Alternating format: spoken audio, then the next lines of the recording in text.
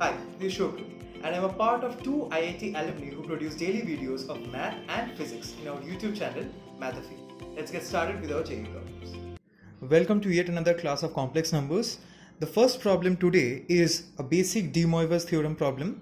We have z equal to root 3 by 2 plus I by 2 to the power 5 plus root 3 by 2 minus I by 2 to the power 5. You have to tell whether the real part of z is 0 or imaginary part of 0 or other conditions as given. So the first thing to do is to use de Moivre's theorem and to write z in terms of cos theta and sin theta. So I will be use the particular form of de Moivre's theorem here. So root 3 by 2, as you know, is cos pi by 6 plus I sin pi by 6 to the power 5 plus cos pi by 6 minus I sin pi by 6 to the power 5. So now if I have to apply de Moivre's theorem, I know the power will come and get multiplied with the angle. So what will I get is cos 5 with a 2k pi, that's a general angle, plus pi by 6 plus I sin 2k pi plus pi by 6 into 5 because the power is to be multiplied, plus cos 5 2k pi plus pi by 6 minus I sin 5 times 2k pi plus pi by 6, where k can take any values from 0, plus minus 1, plus minus 2, and it continues like this. So now you can easily see that the I part, that imaginary parts, get cancelled off, and what we are left with is 2 cos 5 2k pi plus pi by 6. So the best part in this problem is I don't have to evaluate this. I will simply say that the imaginary part of the complex number is a null quantity. It's equal to 0. So the option is option number B. The second question of the day is a very interesting question that we have got here. Imaginary part of a complex number 2z plus 1 by iz plus 1 equal to minus 2. You have to find the locus of z. So what will I do? I will take the complex number as a general complex number x plus iy. And I will evaluate the imaginary part of 2z plus 1 by iz plus 1. So what is 2z plus 1? It will be 2x plus 2iy plus 1 divided by what is iz. I multiplied with z will give me ix plus I square y plus 1 equal to minus 2.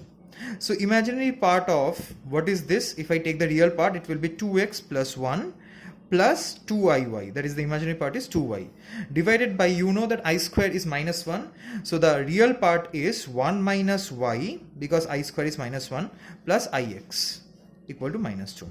Now if I have to find the imaginary part, the first thing is to multiply this with its conjugate in order to get the complex number.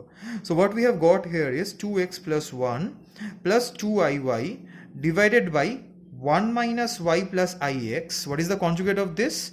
1 minus y minus ix divided by 1 minus y minus ix equal to minus 2.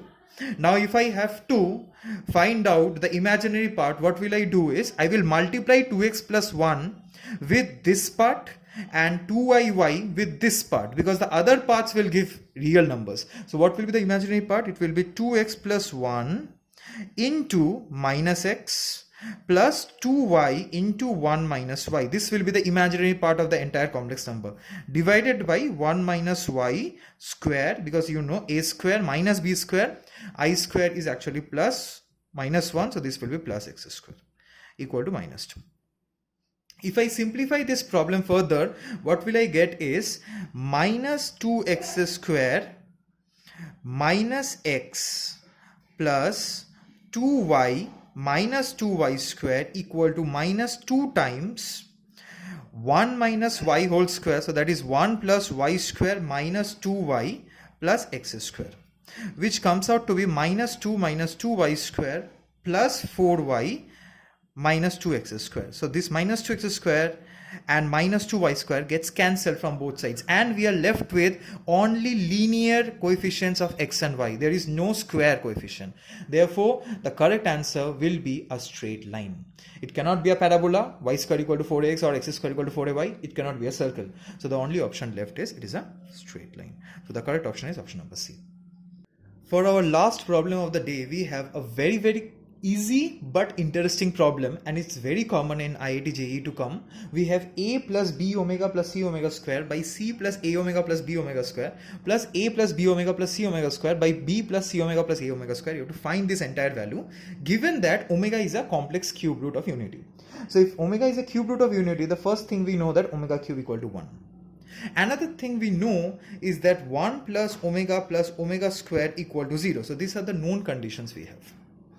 Along with this condition, omega cube equal to 1, can I write this as omega into omega square equal to 1?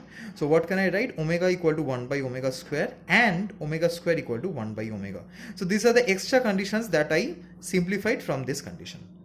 Why am I doing this? Because I am going to improvise this a little bit. I will write a plus b omega plus c omega square divided by c plus a omega plus b omega square plus a plus b omega plus c omega square divided by b plus c omega plus a omega square, as I will change the denominator in both the cases. What will I write the first denominator?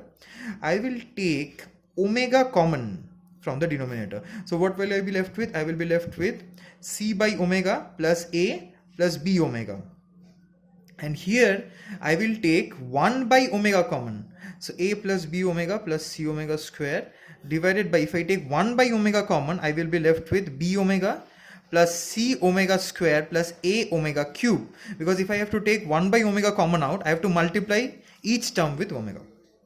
So that is equal to a plus b omega plus c omega square divided by omega times, what is c by omega? 1 by omega is nothing but omega square, so I can write this as c omega square, plus a plus b omega, which is the same as the numerator, plus a plus b omega plus c omega square divided by 1 by omega times b omega plus c omega square plus a omega cube is 1, so that is equal to a, which is the same as the numerator. So I will cut the denominator and the numerator, and I will be left with 1 by omega plus 1 by omega, which is equal to 1 by omega plus omega. That is equal to, if I take the LCM, 1 plus omega square by omega, which from this particular condition 1 plus omega square is actually equal to minus omega by omega, which is equal to minus 1. So the correct option is option number D, that is minus 1. So that's it for today. We'll meet again next class. Like, comment and subscribe to our YouTube channel Mathafi for your daily dose of math and physics.